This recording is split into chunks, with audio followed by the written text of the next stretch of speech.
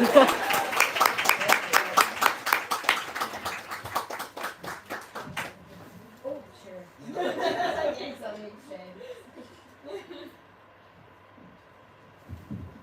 got the big thumbs up from Myri. Can you all hear me okay?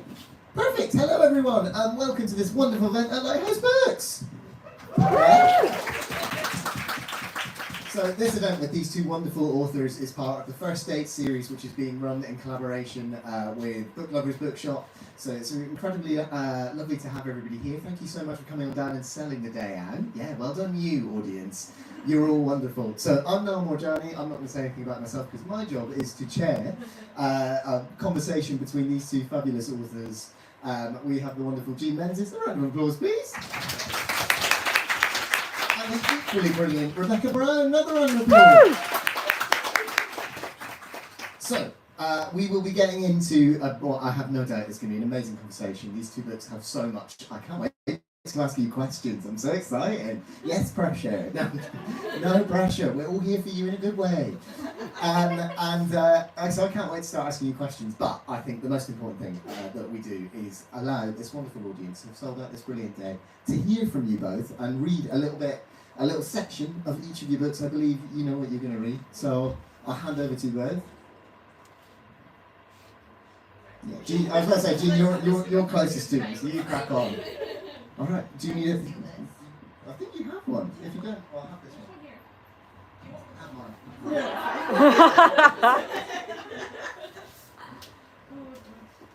I've actually done a reading out loud to anybody. Okay, so I'm just going to read chapter 1. Skip over the prologue straight into the, not really action, but the setup. So, Camelot. Nothing could have been more in contrast with the loch I had left behind than the looming structure laid out before me. Even from the confines of our carriage, it was an imposing sight.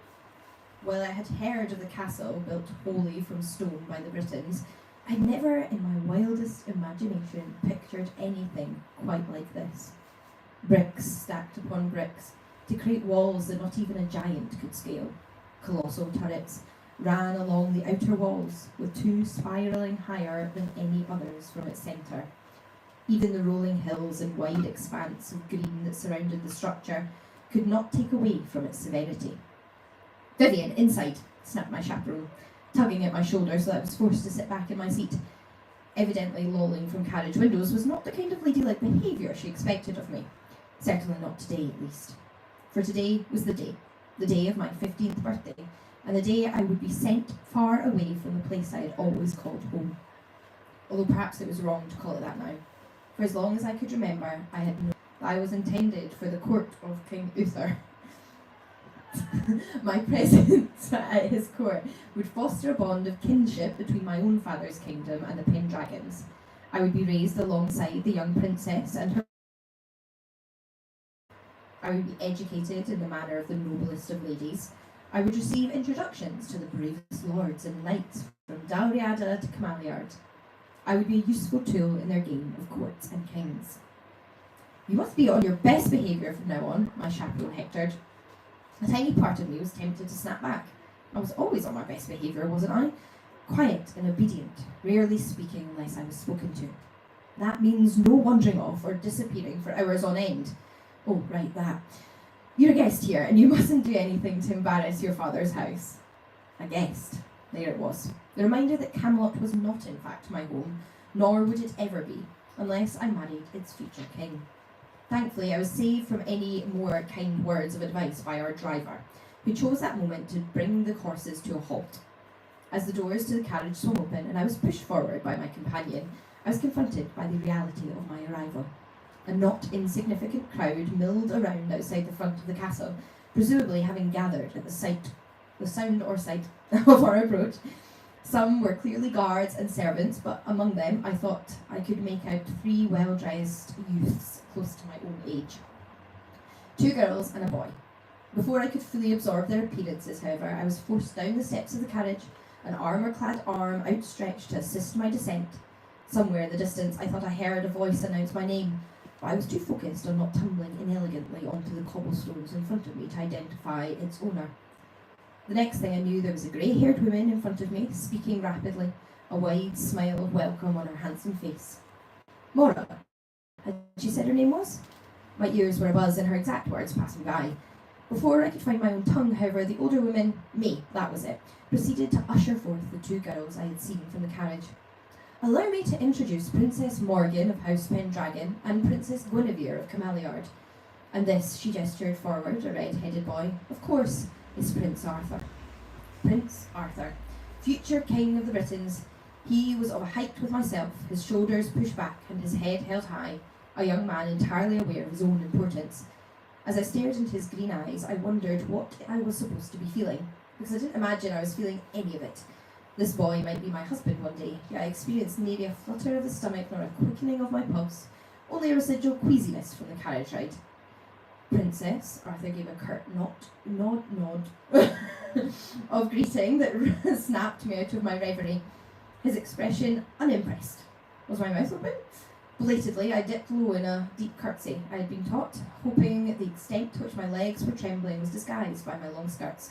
So we're almost at the end. I do hope you will be more interesting classmate than Guinevere. She is such a bore.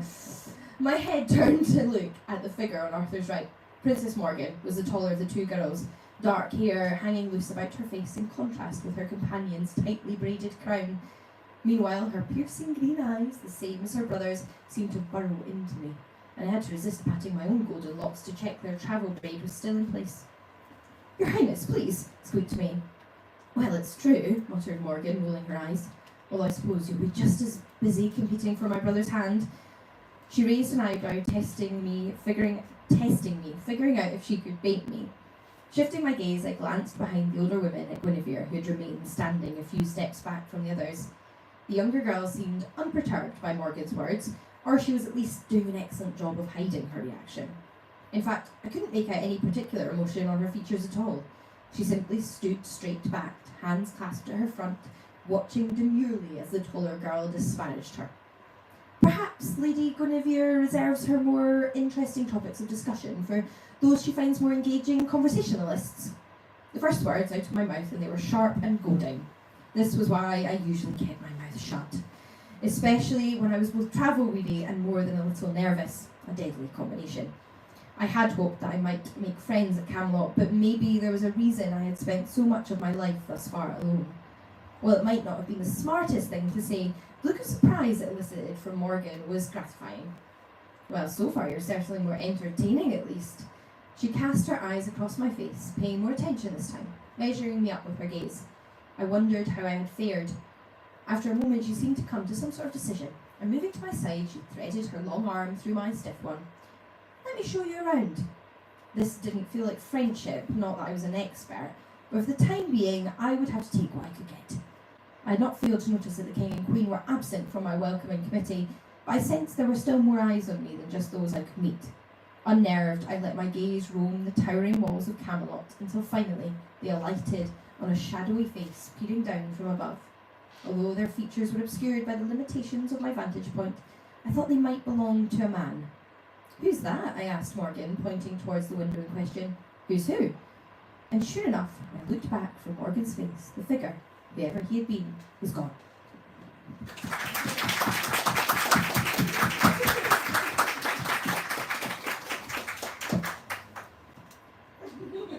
Oh, Jean, that was fantastic. And I now have the sort of secret knowing thing of knowing where it all goes. And I'm like, if you've not read it yet, you're in for a treat. Rebecca, would you like to read from yours for a bit? Yeah, round of applause for Rebecca, please. So to set the scene a little bit, the story takes place in this fantasy kingdom called Storran, and Storran is a member of this wider political union of nations called the Five Realms, which is pretty much governed from a really wealthy central place in the south, which is obviously something none of us can relate to. And that place is called Edwick. So our main character Cait has just joined a heist with a bunch of people known as Separatists. I wonder where this could go. And I had a lot of fun when I was writing the book, kind of putting in little bits and pieces of like current Scottish culture, like recognisable modern Scottish culture. So You might recognise this interaction that she's about to have if you've ever tried to spend money from Scotland in England. Edwick seemed to exude light. The canals glistened and every marble building glowed as though lit from within. On the street level, shaded shop fronts sold colourful souvenir trinkets, twisting glassware and clay jewellery and novelty masks. A heavy purpose hung in the air, everything with its role in this place carved out in gold and marble. Cait could hardly believe how mellow Thorterknock seemed in comparison to the capital of the Five Realms. She kept her eyes trained on Aggie's coat as they walked. The fox seemed to breeze through the crowd so easily, nimbly slipping between groups of tourists and workers, as though she could read them like music. She made no effort to bow her head or obscure her features, and Cait wondered how she wasn't well recognised up and down the Five Realms by now. "Have you ever been captured by the Queen's Watch?" Cait asked. Aggie's fingers brushed a rack of pleated ribbons to her left. "Nah." "But how? When people think of the Fox of Thorterknock, she never looks like me. Myth makes for a good disguise." Cait supposed she had a point. Aggie's apparent normalcy was disarming. She was familiar with Aggie the Fox, who appeared as a flaming-eyed demon in her imagination. But Aggie the girl was so regular that Cait had mistaken her for just another resident of Thorterknock when they first met. But she is still the fox, Cait thought to herself. Regardless of what skin Aggie had chosen to wear, the fox was still inside her. She was still dangerous. Aggie came to a stop beside a quaint little shop front with pink bonnets in the window. "Here we are." She passed Cait Tavis's purse and gave a playful wink. "Buy yourself something pretty." The hat shop smelled of sandalwood and rose. Mannequins lined the walls wearing hats in all styles, and the man behind the counter cast him a cheery grin as they entered. Cait stepped slow and light, but her footsteps still beat obnoxiously against the silence. "These prices," she hissed. The straw hat in front of her was 50 siller. 50 sylvan, she reminded herself, since they were now in Afrin. The money between Storran and Afrin looked different, sounded different, but was ultimately the same and carried the same worth. It always confused Cait. Aggie shrugged. "Welcome to Edwick." She replaced the bowler hat she had been eyeing up back on the mannequin at a jaunty angle. The shopkeeper's face soured. Cait selected a sun hat that was on sale and laid it on the counter in front of the shopkeeper, who smiled modestly and said, "I'm not going to do a fake English accent, I'm sorry." "A good choice, if I do say so." Cait handed the money over, and the shopkeeper's smile vanished when he looked into his hand. He slid the coins back across the counter. He slid the coins back across the counter. Cait blinked. "Is that not enough?" His expression hardened more at the sound of her voice. "We don't take Storran coin." Aggie huffed a laugh, and the maniacal glint in her eye told Cait that she'd been waiting for this to happen. Moreover, it was as though she'd been planning it. "And why not?" The shopkeeper gave a single shake of his head. "It's not done." "You can't refuse a service," Aggie said simply. "This isn't Storran, but it is the Five Realms, isn't it?" The shopkeeper's jaw clenched as he repeated the words. "This is not Storran." The words slid from his mouth, slick with oily contempt. Aggie leaned on the counter and glanced at the door. She took her time to look around the shop and then slowly looked back to the clerk. "Your shop doesn't exactly look like a hive of activity. Do you still want to send us away for being free up north?" The shopkeeper closed his eyes and sighed. "That's not what I said." "Then you'll take my friend's siller, which was earned through fair work and can be exchanged for goods and services anywhere in this happy wee family of nations." "We don't accept siller," he said the word through his teeth. "I reserve the right to refuse service." Aggie rolled her eyes. "Ugh, a man bile your heed." The shopkeeper's face scrunched, and he drew back ever so slightly. "Speak properly." His words were clipped. "I can't accept your money. I won't accept your money. It's against the law." Aggie's eyes blazed. Cait took 2 steps back from the counter. She could see it now, the smashed shop window, the maimed clerk. This was a mistake. We've all felt like that, haven't we? But Aggie kept her voice perfectly level, if menacingly lowered. "Tack this up any judge you want." She pushed the money across the counter with force that sent a few coins rolling away onto the floor. Then she smiled and picked the hat off the counter. "Keep the change." Before Cait knew what was happening, they were outside the shop and Aggie placed the cat on Cait's head. "Bampots," she muttered. Then looked at Cait and gave a satisfied nod, like she was pleased with a piece of handiwork she had just completed. "Suits you." "It's not really illegal, is it?" Cait asked as they moved off, glancing over her shoulder for the shopkeeper. Aggie gave a bark of laughter. "Of course not, but anything from Storran is unwelcome down here, and they'll go out of their way to make that quite clear. They prefer we stayed in our muddy little pen up north." She rubbed her hands together and said, "What can I buy you next? Souvenir pearls?" The look on the hatter's face when Cait had spoken stayed with her. Speak properly.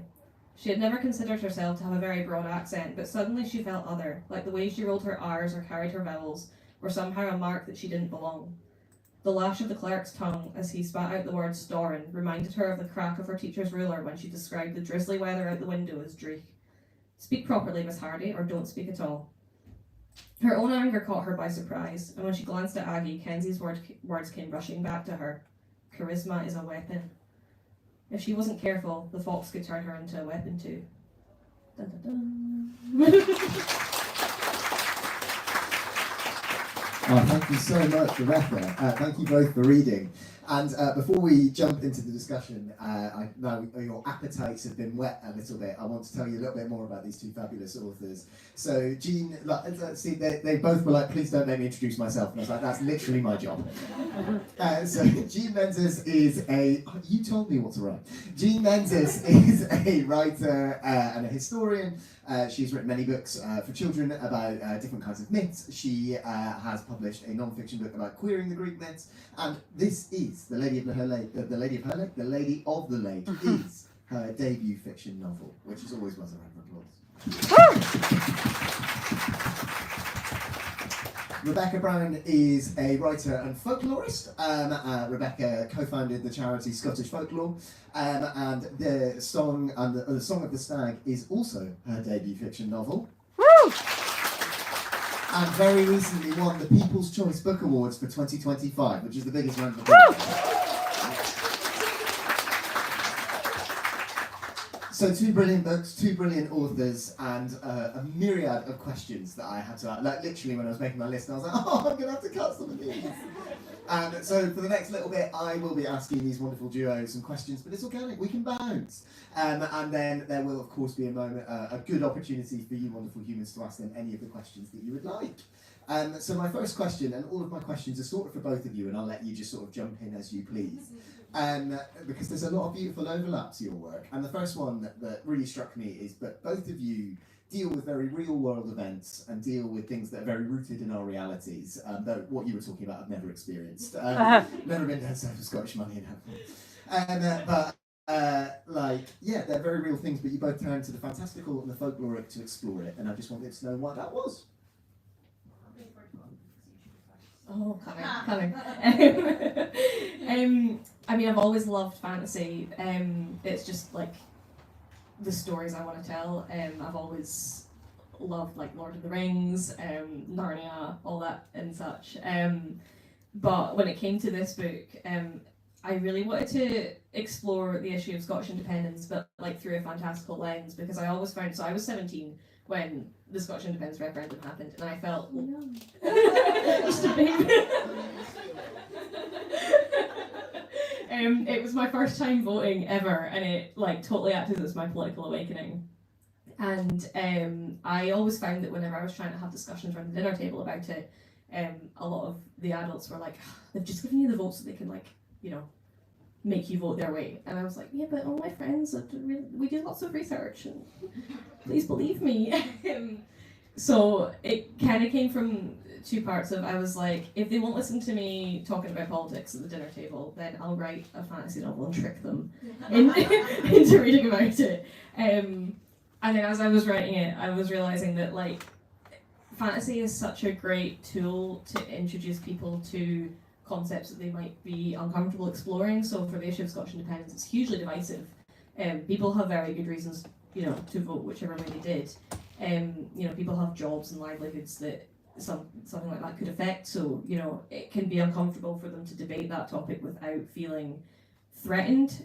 So I wanted to take that issue and put it into a fantasy setting where all stakes are removed for people. You know, you can put yourself in Cait's shoes and discover the world of Storran and discover the idea of like autonomy without feeling threatened yourself. Although I did, my gran loves the book, but also hasn't changed her mind. So I don't. Damn. Yeah, there's a sequel, so. Yeah, I feel like, for me, like especially in this book, there's a like really fine line between fantasy and mythology, obviously, because it's a take on Arthurian legend, and there's also some Scottish folklore in there, and there's also some Roman mythology in there, so it's just there's a little bit of everything. And like for me, I think I approach everything, even fiction writing, as like, I'm a historian. And like I'm obsessed with research, and I love like reading about like historical and folkloric and mythological beliefs. And I perceive like mythology and folklore as something that people have always explored their sort of contemporary experiences through. So like it seems natural like writing a book inspired by folklore and mythology that it would also explore relevant issues. And for me, like one of the things that, I don't know if you've read a lot of the medieval literature, but I remember the first time I read it, like after, you know, being raised on BBC's Merlin and Sword in the Stone from Disney, is I was so shocked at like how unlikable Merlin is. I was like, excuse me, this is not the nice old white-haired man that I remember from the Disney film that turned into a squirrel. And it felt like there was themes already within those fantastical mythological elements that like I could pull out in sort of that were relevant to modern life, like male violence and sort of female rage, and also just belonging. And so I feel like I'm just part of a long tradition of people, you know, sort of exploring what's going on in their own lives and the world around them through fantastical elements, whether they be fantasy or mythology. I think my radicalisation started when I read Lamar de Arthur. Oh. And because I loved Merlin. He was my favourite ever. And then I was like, what are you doing? He's a creepy sex pest. Leave her alone. Like, genuinely. And it was all downhill from me. Yeah. Merlin just sort of exploits women, like constantly. And I was just like, when did we like sanitize Merlin? What in earth? Yeah. And like made Morgana the villain. Yeah. No. Unacceptable. She started off as like a healer in like she was done version. dirty in BBC. Right, exactly. I'll die on that. She should have been the heroine. She should have had a redemption arc. Anyway. Turns out the producers have a lot to answer for. And we will get to them. That's what this is about. We've got them downstairs. Yeah, exactly. We will bring them up later. You both beautifully jumped straight into my second question, so we can maybe come back to it, which was going to be how has folklore influenced you as writers, but I think you've nailed that. And since this is the first dates romance sort of event, I feel like it was in many ways it's great that we're getting straight into this, because they're in different ways both of them have these beautiful queer sapphic relationships sort of at their heart and at their core, and I just, again, in sort of bringing that out, like I wanted to give over and be like, can you talk about why they're gay and great, like, basically, and yeah, enjoy. Yeah, I mean, I feel like, to return to BBC's Merlin, I feel like many of us fancied Morgana. So I just wrote a bit where, like, because the book is all from the perspective of Viviane, which is one of the names given to the Lady of the Lake. So I stuck with that one, you know, consistent in the whole book. And there's a lot more to it than just like that she fancies Morgana, but that's there. Like that's an important part of it. And we were actually having a conversation that's there. It's just to harken back to that of sort of like this idea that like, well, obviously queerness has always existed, and there are like subtext and obvious text of like queerness in mythology and folklore, and always have been. So just it felt as natural as anything else, really. The Arthurian legends are so queer. Yeah. Oh, yeah. Like. Again, chivalrous love between two knights. Yeah. Come out and say it. I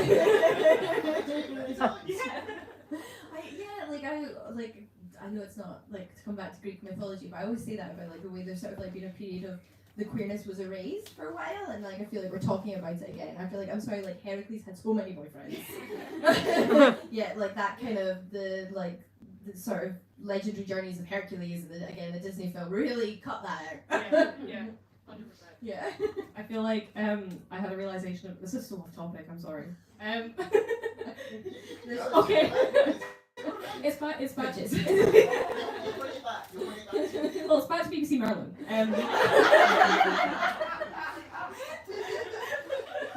Maybe this should have been the BBC Merlin event. It's show too much from the same, but it's a great show as well.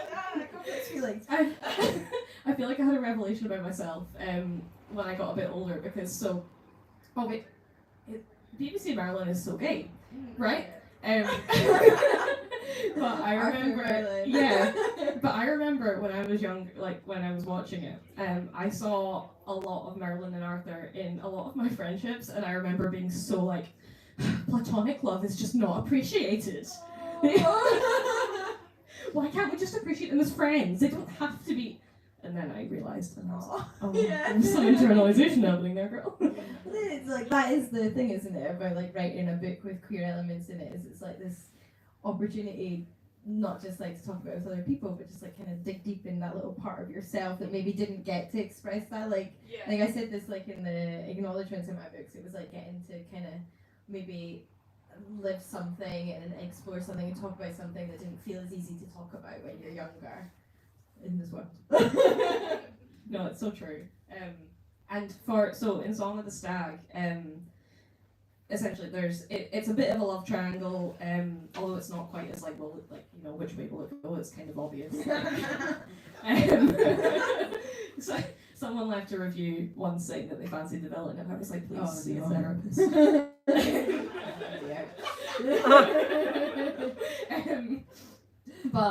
So Cait starts off in one relationship with this guy called Kenzie, and she ends the book kind of almost, it'll progress in the sequel, but like almost in a relationship with this woman called Aggie who's in the excerpt. And I really wanted to make it clear that obviously Cait and Kenzie's dynamic is so toxic, but I really want to make it clear that at one point it was good and that was an authentic relationship, because I feel like as a bi woman in a committed relationship with a man, sometimes it can feel like you're not queer enough. So I wanted to make it like it wasn't kind of a journey for her. It was, you know, there was an authentic relationship there, and then there was also another authentic relationship. If that makes sense. Yeah, I know exactly what you mean. Yes. We interrupt this podcast on Merlin to ask authors questions about their books. No, that's really beautiful and like makes perfect sense. And I think there's something so gorgeous about being able to explore something about yourself that you didn't necessarily get to express, and that really comes through in both of your work, like in a really gorgeous way, in quite a raunchy way. I won't give too much away, but like in The Lady of the Lake, there's some interesting. Woo! You're all in for a treat. And the slow burn Song of the Stag is just as like, I'm not. Yeah. I can't give spoilers. Obviously, buy them and read them. That's what you're here for. But so this is coming out very naturally. Both of you are very funny people and use humour in your work so beautifully. And I just wanted to I find the use of humour in work, because you deal with quite serious subject matter at various different points, but humour is consistently used throughout both books. Like the reading you just did, like very playful and like a very relatable event, and then there's lots of lovely little bits in the bit that you read. So we've already heard how humour plays a big role in these works, and that continues throughout. I just want to hear from you both on how you feel about using humour in your work, where that comes from, and what effect you think it has. I'm having like flashbacks to therapy where my therapist told me you laugh at really serious things, you use humour to deflect, and obviously I haven't changed.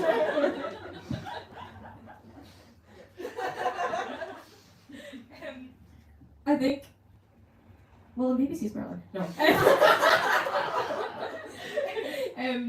For me, I think like Scotland is such a funny nation, and like I really wanted this to feel like present day. So I didn't want it to seem like this romanticized like Highlands and kilts, and there was one kilt, a tasteful kilt. But I really wanted it to feel like modern Scotland, and you know, I just feel like Scotland has such a dry sense of humour, and there's humour injected into everything, so I just had that Scottish like tone of voice in my head while I was writing, and I just kind of channeled like people I'd heard, people I knew, to get that kind of roguish, dry feel that so much of Scotland has. It's quite natural, I think, humour, like it's sort of, I also think it makes it like serious topics more accessible. It sort of makes it relatable, and we can all sort of like explore things on a different level, and it doesn't have to like kind of be soul destroying all the time. Like I think like humor when used like appropriately can like create like a real sense of camaraderie with the reader, and it can make things accessible and fun, and also like, don't get me wrong, like I love like a really serious book, but like when nothing nice or happy happens, like it kind of can feel quite hopeless, and humor brings back that sort of like, you know, hopeful element. Yeah, and I think that like is reflected in kind of progressive movements, you know, throughout history. You know, there's, I mean, I was in the city square the other day, and there was an anti-fascist, sorry, I've forgotten the word, protest. Author.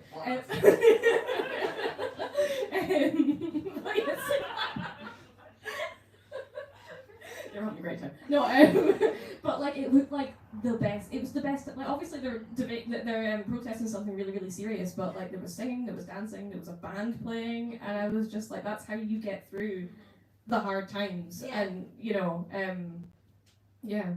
Yeah. We interrupt Jean's therapy session, so no, I'm kidding. Something that I was really struck by and found really beautiful in both of your books is the way in which both books explored strong women, but not just one kind of strong women. There were lots of different kinds of strong women, and I just wanted to hear you both speak about that. It's not really a question, but it is. Please talk on that. This is something I think about though, because like I very much wrote a protagonist, like who, you know, you there's lots of, like you said, there's lots of different types of strong women, and I love reading about all the different types. But also like sometimes it feels like it's always like the sword wielding women. That's like that's what's strong, and that's not really me. So like it was nice to write about a woman whose strength came through in lots of other ways, like. She's lost at the beginning, she doesn't know exactly who she is, and she's trying to figure it out, and she starts to learn more about magic, and she sort of develops her relationship with magic and what she wants from it, but she's not a fighter, not in like that traditional sense, but she's still, incredibly strong, and that's the kind of woman I wanted to write about, I guess, just because I was like, that feels more me. Yeah, no, I'm like totally the same. So I think Aggie and Cait kind of represent, not to bring it back to BBC Somaliland, but two sides of the same coin. So Aggie is very, I often see them as like two sides of me. So like me when I'm drunk and me when I'm sober. I've been told by multiple people I get very argumentative when I'm drunk. So yeah, and I've been told to like shut up and stop talking politics at the dinner table quite often. So we've got Aggie, who's that. She's very like bolshy. She's like, this is what I believe, and like I will make you see it.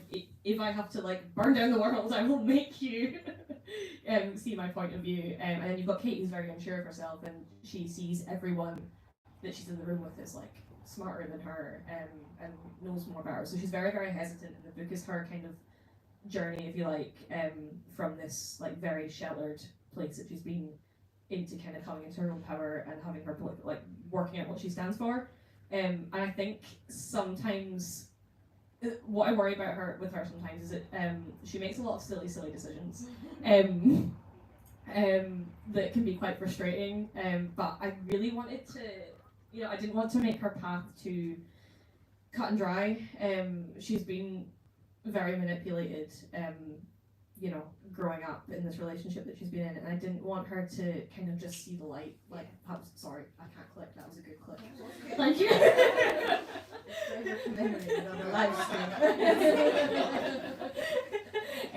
I didn't want her to just kind of wake up and see the light and be like, oh, he's a dick. So she does make some frustrating decisions, but I think we all do, and I don't think that speaks to, you know, I think we gain our strength from making those mistakes, and she really kind of comes into her own by the end. And she's been a lot of fun to write in the sequel because she has grown up a lot, and, you know, I love to see her flourish. Is it next year the sequel's coming out? I have absolutely no idea. Small press problems. I was just like, also just thinking about like just generally when I'm reading books, all the books feature women.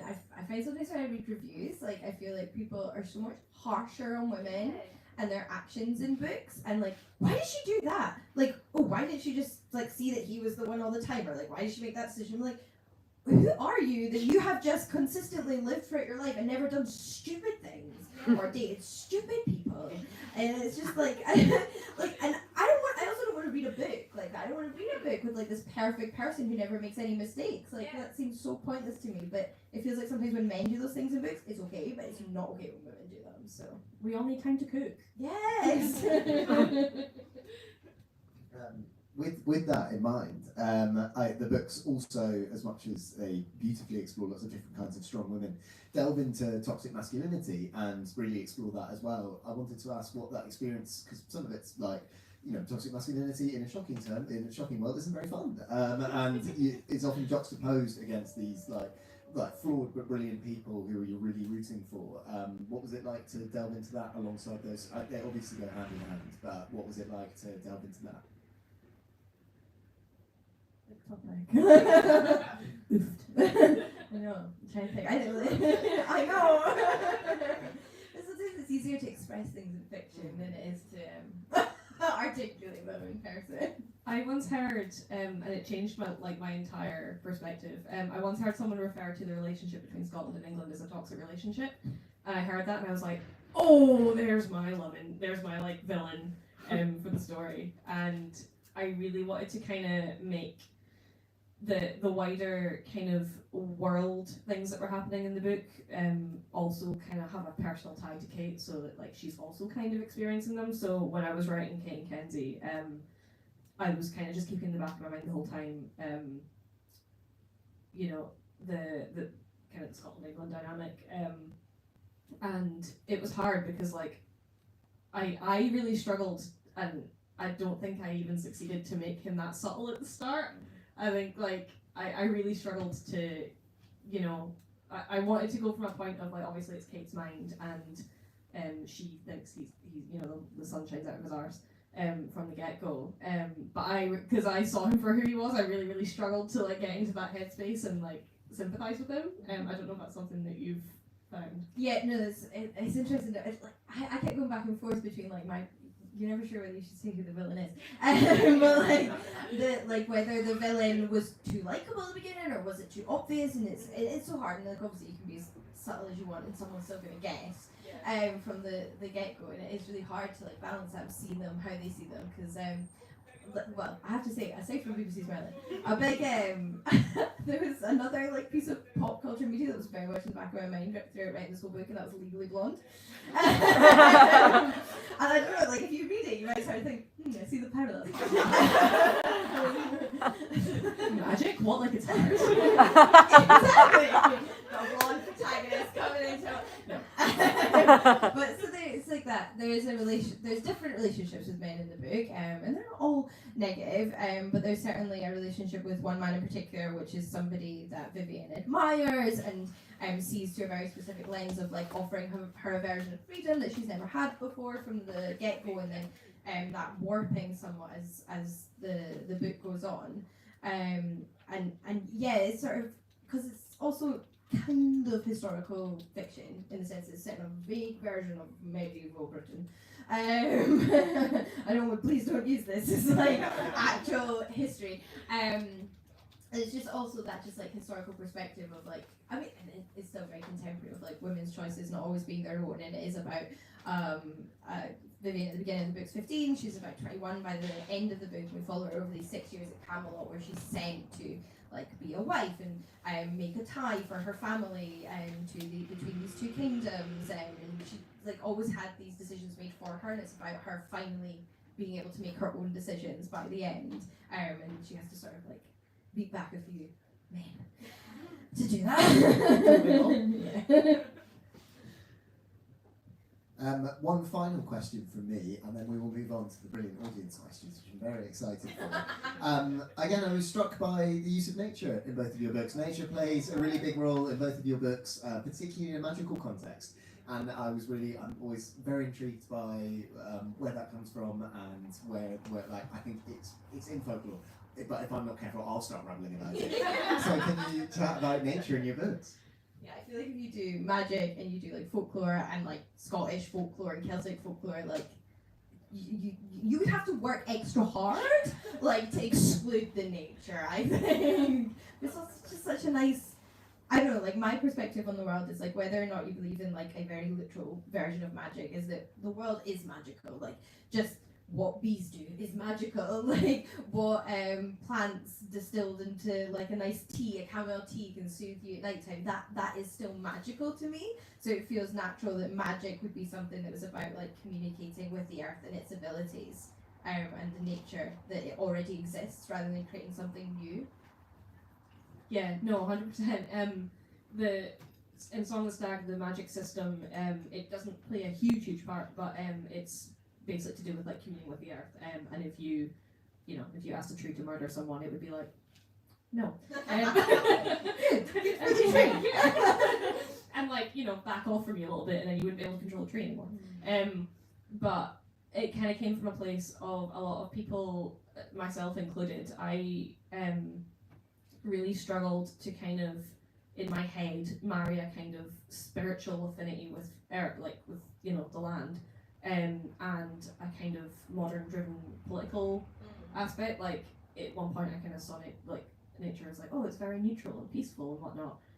So the kind of magical community in the book, they're very driven by neutrality and they don't get involved in like worldly affairs and stuff. But nature is so political. Everything in politics impacts nature, so I kind of wanted to explore like, well, what happens when you have a cause you want to fight for, but like this magical, sitting in circles and singing songs about stones community is telling you like, no, don't get involved. When it's actually putting the earth itself at stake. Then they built Flamingo Land. Yeah. I think it's okay to ask the trees to murder people. Yeah. No. Yeah. Yeah, just like it's so interesting. Go the right back? No. I love how you went, it's so interesting. You're actually just plotting the murders. Look, what you two do in your spare time with the Merlin producers and writers is up to you. With this, thank you so much for answering my questions. That brings me on to questions from the floor. If it's all right, I will hang on to this microphone. So for the live stream, I need to repeat the questions. So if you two share that one, and I will just repeat. And also, if somebody doesn't catch it, are there any questions from the floor, please? We've got a bit of time. There's one online. There's one online. Yeah. Shall we let them break the ice, and then you please ask these wonderful people questions? This one's from Leah, who says, love how you both made the familiar gay. Are there facets of history or myth that you felt you couldn't change or adapt without losing the reader? So, do I need to say that? No, Are you close enough? they'll- That's great. Yeah. Oh, it's online. It's written down. You heard. Have fun. That's a great question. I mean, I definitely like throughout the whole writing of this, like it was very like odd balancing, like where I felt comfortable changing the originals, smooshing the originals. Obviously, the originals are not all consistent. So like there's also choices being made constantly. I have to like I still feel like a little bit guilty because as much as I would love it, there's no medieval version of Morgana and Viviane being in a relationship. And in some of the medieval versions, Viviane marries a knight named Peleus. And if you read the book, Peleus does not come off very well in my book. I feel a little bit guilty, but we're just going to this is not the same Peleus. It is a constant, but then I always come back to that idea of sort of like folklore, mythology, fiction, books, whatever we're talking about, have always been a vehicle through which to explore now.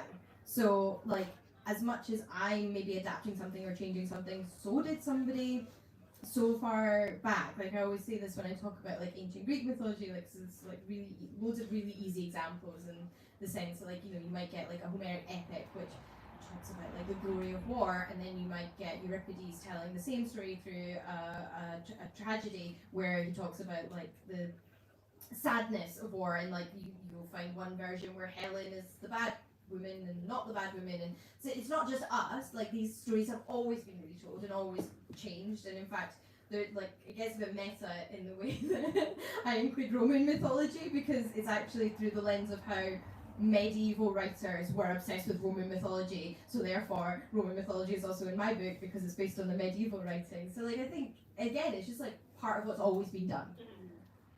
Yeah, that's so true. Like, I've always said that folklore is kind of like fan fiction in a way. Yeah. Like it's just people taking stories that they liked and they were like, oh, I'm gonna emphasize the Selkie more in this story, or I'm gonna kill the Selkie off. Boo. Sorry, I don't know why Selkie came to me first. Is it because it's tattooed on my arm? Sorry, there's a helpful visual represent. Oh, it's the right response. It's not about me. Back to you guys. What was I gonna say? Oh yeah. So there's kind of like a central ballad in Song of the Stag, and there's a bit of I have a lot of fun with kind of inventing folklore, because obviously it's a fantasy world. I didn't want to just like lift pre-existing folklore, because I wanted to make it feel kind of unique. So there's this ballad which is about a king and an outlaw, kind of representative of Robert Bruce and William Wallace, and there's a bit of I was kind of like, what if they were gay? So there's a bit of a like Patroclus Achilles moment at the end of the. Take my word for it. I was on such a roll there, and I was like, no, I can't say that. You both walk fine lines. It's very tricky for others. They want to tell you everything, but they don't want to give it away, and I think that's very noble of you. So you've been done a favour. Do we have any questions from the floor for these two fabulous authors? We'll go right at the back. Yes, please. I'll just try and project, but please repeat the question. It's online. Was there any surprising information that you discovered while you were researching for your books that you wish more people knew? Okay, so was there any surprising information you discovered in the research of your books that you wish more people knew? I already sort of touched on Merlin not being as nice as Yeah. he seems. Do you know what, actually? There's just way more, particularly for like the medieval stories, when I started reading them, I was so surprised by so many of the things that a lot of the characters did. Like, Arthur, right? There's this one instance in medieval literature where Arthur does like a King Herod and like gathers up all the babies because they're a threat to him, and is like, well, we might have to kill all these babies, and I'm like it's obviously more complex than that. And I'm like, again, this is not the Arthur that I grew up with. He was this like very like heroic, like king of the Celtic Britons, like perfect dude. And like, but that is not even how he is in the medieval text. I find it so fascinating how these like original stories get more and more sort of smooshed and like lose a lot of those elements in general. And I find, and it's often those bad things. Meanwhile, we seem to have forgot that the earliest versions of Morgan was a healer who worked with her brother, who wasn't the villain and who slowly became the villain. And yeah, so actually, the men have gotten off better and the women have gotten off worse. That's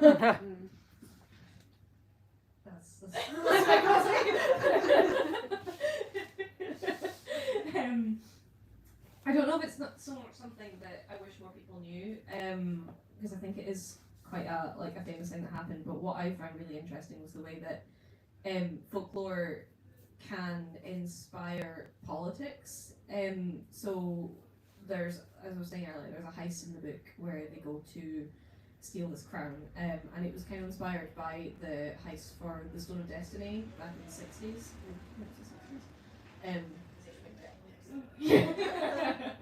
And I was just really struck by how, I mean, there's obviously kind of historical aspects to the Stone of Destiny, but it ultimately is kind of a folklore piece. Like the history and the folklore of it has ascribed this like really significant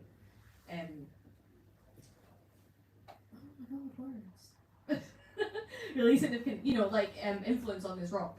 It's ultimately what it is. To this extent where like people went and stole it to make a political point, but also that we spend money whenever there's a new monarch to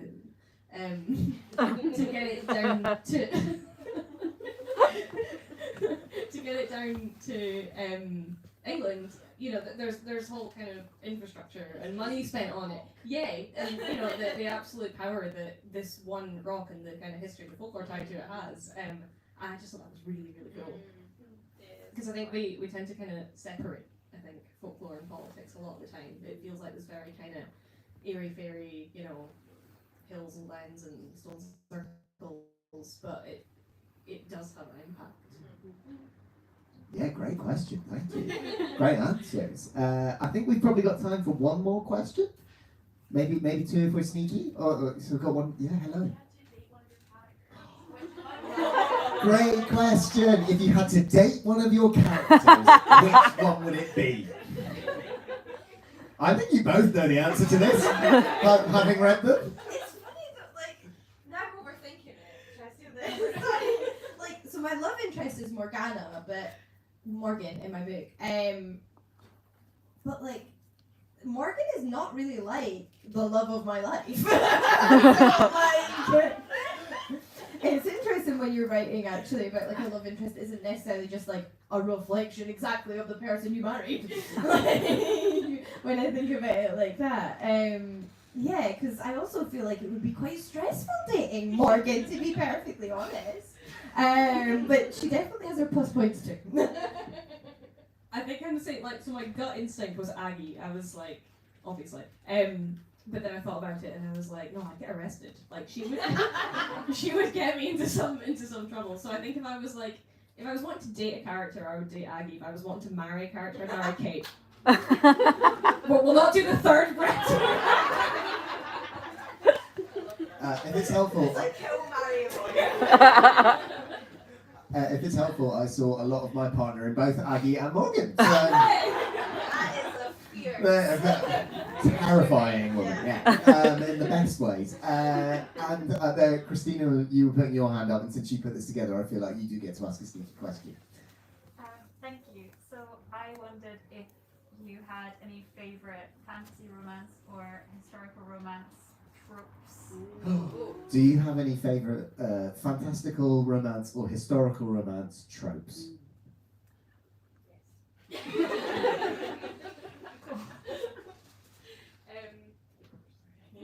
I mean, I say that like as soon as you're put on the spot, it's really hard to remember. I actually like it's not in my book, so this isn't really selling it. I love like a kind of dynamic where you've got, if you have a male-female dynamic in a book, not like the broody male, but the like super chipper Labrador boy and like the really grumpy women. I really like that, and I feel like I don't read it enough. So like if anyone's got any recommendations, I would really, really like that. So I feel like it's usually like brooding man, and like I actually don't care for that. I want like really,